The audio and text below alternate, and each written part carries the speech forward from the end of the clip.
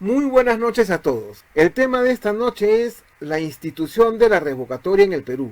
A manera de introducción, hagamos un rápido recuento de varias cosas que ya se han dicho durante el desarrollo de los conversatorios anteriores, principalmente en el titulado Ping Pong, Vacancia, Disolución, que fue publicado en fecha 5 de octubre y que en resumen son las siguientes. Primero, que la revocatoria en el Perú es un derecho reconocido en la Constitución política. Segundo, que sin embargo este derecho está limitado solamente a nivel de alcaldías y gobiernos regionales. Sin embargo, está negado a nivel de las autoridades nacionales, o sea, presidente de la República y congresistas. Tercero, que en el Perú se hace necesaria la consolidación de este derecho en función de los acontecimientos que se vienen sucediendo desde 2017. Desde el intento de vacancia al expresidente Pedro Pablo Kuczynski, que no se consolidó como vacancia, pero que culminó con su renuncia, pasando por la disolución del Congreso en 2019, la vacancia del expresidente Martín Vizcarra, la renuncia de Manuel Merino, y hasta la actual tensión existente entre los poderes legislativo y ejecutivo, donde todo se concentra en una medición de las fuerzas políticas, quedando la voluntad popular relegada y resignada a las acciones que estas fuerzas políticas tomen. Seguidamente, considero necesario ahondar en otro tema que no hemos mencionado hasta ahora, y es lo que corresponde a la experiencia en el vecino país boliviano y el referéndum revocatorio que se llevó adelante en agosto de 2008 como consecuencia de una pugna política por la legitimidad de niveles tan altos como los que hoy se dan en el Perú entre el oficialismo en Bolivia del MAS y PSP y los partidos de oposición que dominaban mayoritariamente las prefecturas a nivel nacional. Es muy interesante lo siguiente. 1. Entre los prefectos habían 3 del oficialismo, el de Oruro, Alberto Aguilar, el de Potosí, Mario Virreira, y el de Sucre, David Sánchez, aunque este último no fue sometido al referéndum porque dimitió antes de su realización. Los otros 6 eran de la oposición. 2. Obviamente, los del oficialismo esperaban que los prefectos de la oposición fueran revocados, y los de la oposición esperaban que Morales y los 2 prefectos que le quedaban fueran los revocados. Sin embargo, el resultado fue que Evo Morales y Álvaro García Linera fueron ratificados y 4 de los 6 prefectos de la oposición también lo fueron.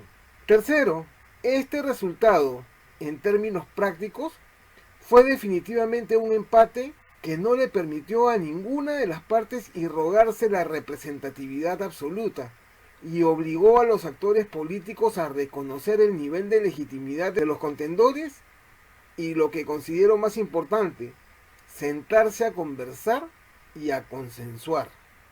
Desde mi humilde opinión, ese equilibrio es el que está permitiendo que Bolivia hoy no sufra lo mismo que Venezuela.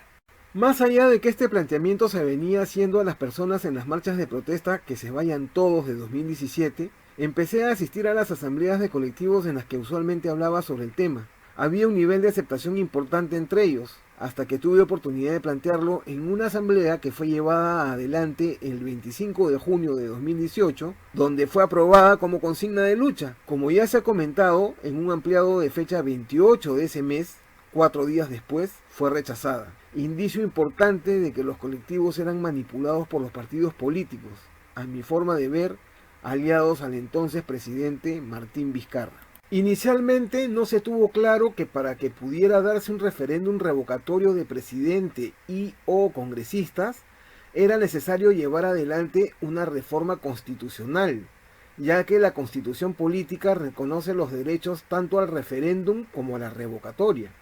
Por eso, inicialmente se preparó un proyecto de ley de reforma legislativa de la Ley 26300 de participación ciudadana y se promocionó en las redes sociales. La difusión en redes sociales incluyó también la publicación de videos en YouTube sobre la revocatoria de presidente y congresistas. Sin embargo, ya en 2019 nos dimos cuenta de la contradicción de los artículos 113 y 134 de la Constitución que ya se han mencionado, pero que igual seguidamente se volverán a especificar, y entendimos que no se trataba de una reforma legislativa, sino de una reforma constitucional. Además, en la búsqueda de información y gracias a la participación de un miembro que lamentablemente se retiró del grupo Visión Social, el amigo Florencio Ávila, quien encontró el proyecto de ley 1437-2012, propuesto por el finado Javier Díaz-Canseco Cisneros, le enviamos una carta a la Comisión de Constitución y Reglamento del Congreso de la República en fecha 4 de junio de 2020, presidida en aquel entonces por el congresista Omar Chejade, solicitándoles que tomen nuevamente en cuenta ese proyecto de ley para su aprobación. La respuesta fue, prácticamente y en pocas palabras, que recolectáramos nuestras 75.000 firmas para que el Congreso lo tome en cuenta, o nuestros 0.3% de firmas para someterlo a referéndum. En 2020 lanzamos nuestro video sobre la necesidad de una reforma constitucional para la revocatoria de presidente y congresistas, que está publicado en el canal de YouTube Ciudad Verdad, Canal Popular Cibercapo, y del que comparto un pequeño segmento que habla sobre la contradicción justamente de los artículos 113 y 134 que limitan el derecho a la revocatoria. Revocatoria. Como ya se ha dicho, la revocatoria de mandato consiste en la facultad de dejar sin efecto el mandato del titular de un cargo de elección popular. La Constitución Política de Perú reconoce en su artículo 2 que a la letra comienza diciendo toda persona tiene derecho, y en el acápite número 17 señala los derechos de elección, de remoción o revocación de autoridades, lo cual se refrenda también en el artículo 31 del mismo cuerpo legal. Sin embargo, el artículo 134, que se refiere a la facultad del presidente de la República para disolver el Congreso, señala en el cuarto párrafo que no hay otras formas de revocatoria del mandato parlamentario, limitando de esta manera el derecho de la ciudadanía a la revocatoria de los parlamentarios, por un lado. Mientras que por otro lado, el artículo 113, que se refiere a la vacancia presidencial, especifica 5 puntos, entre los cuales tampoco se considera la revocatoria de... Y finalmente, en lo que corresponde a nuestras gestiones realizadas, incluimos el proyecto de ley de reforma constitucional de la revocatoria en un paquete propuesto de reformas más completo, denominado Proyecto de Ley de Reforma Constitucional, Ley de Reforma Constitucional que garantiza la legitimidad de los candidatos presidenciales y fortalece el derecho a la participación ciudadana, el cual forma parte de los puntos de agenda del Grupo Visión Social, sobre los cuales estaremos conversando seguramente en futuros conversatorios muy pronto. Y para terminar con la exposición, presento algunos efectos a la vista que se han logrado en relación al impulso de este derecho.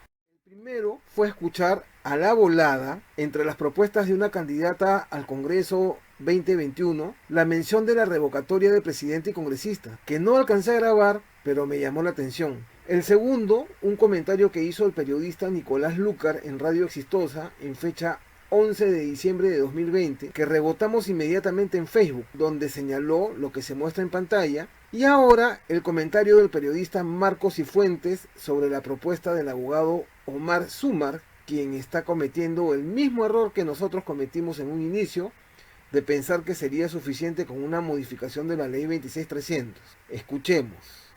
Y ojo, a esto se suma otra iniciativa de otro grupo de señorones. Esta cosa se llama Integridad por el Perú, una iniciativa para poder revocar al presidente Castillo, así como se puede revocar a alcaldes. En este grupo está nada menos que el presidente de la CONFIEP, Oscar Caipo Ricci, y también Jorge Lazarte, presidente de ADEP y vicepresidente de Asuntos Corporativos de InRetail, del grupo Intercorp, que pertenece al hombre más rico del Perú, Carlos Rodríguez Pastor.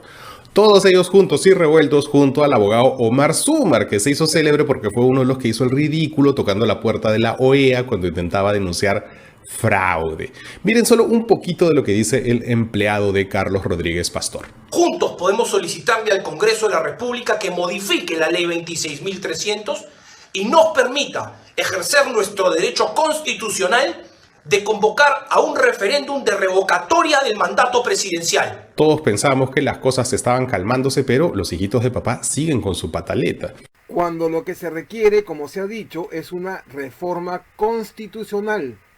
Además de la omisión de considerar, evidentemente solo desde sus intereses, la revocatoria del presidente, más no de los congresistas. Más allá del agravante que obviamente significa el hecho de que él es abogado. Nosotros, quienes cometimos ese error en 2018, no. Termino esta exposición simplemente señalando que estas reformas constitucionales se les han hecho llegar ya al Congreso a través de nuestra carta de fecha 30 de julio de 2021. Muchas gracias.